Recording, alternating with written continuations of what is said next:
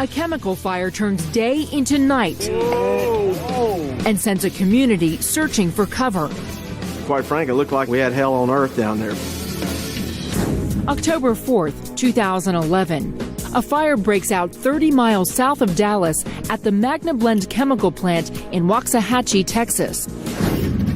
The blaze ignites thousands of gallons of liquid chemicals and within minutes transforms acres of buildings into a sea of flames. Once it got to the products, typically the mineral oil and the hydrocarbon-based products, petroleum-based products, that's going to light off and it's going to continue until there's no more fire load.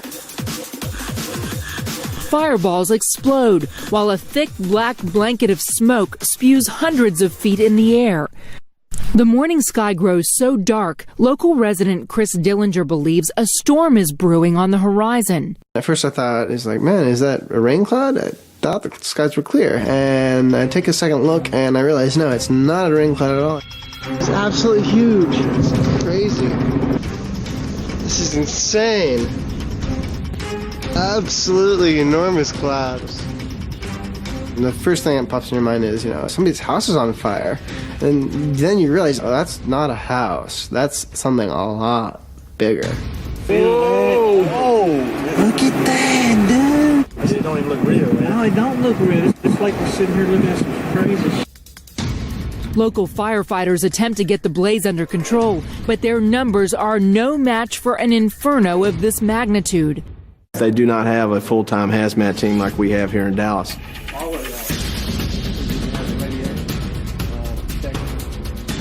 So when we received the mutual aid call, we headed toward what looked like a little Hiroshima cloud that was in the south here. When we arrived, the flames were literally visible. Of course, Texas is flat here. We don't have the mountains and trees that some of the prettier areas of the world have. But we had a thermal column that was a good 250 into the air.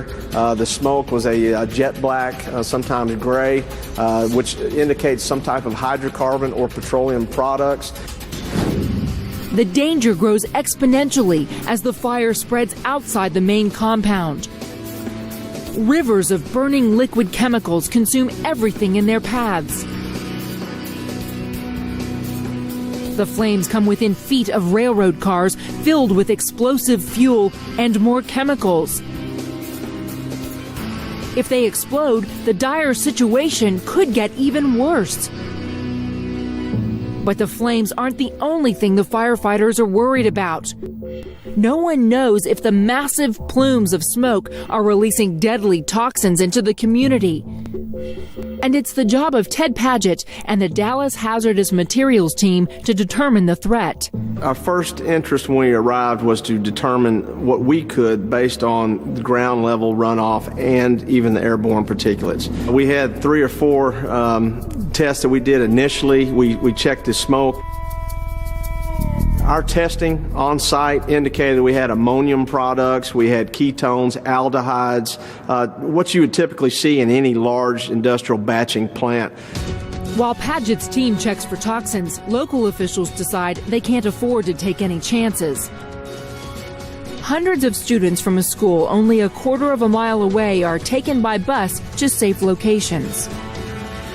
Some residents are also ordered to leave. But Chris Dillinger must make the decision on his own.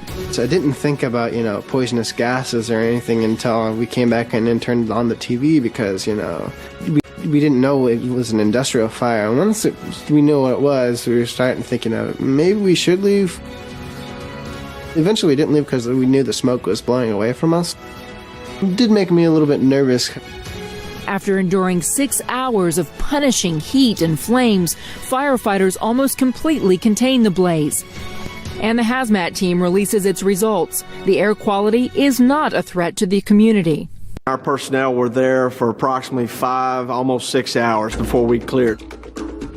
We determined there was nothing above the threshold limit value, which there were nuisance odors, but there was nothing above what would be considered a hazard. All the employees escape without any injuries, but the Magnablend plant is in ruins. The devastation so complete, the story's covered on the national news. In Texas, a huge chemical fire is still burning tonight about 30 miles south of Dallas.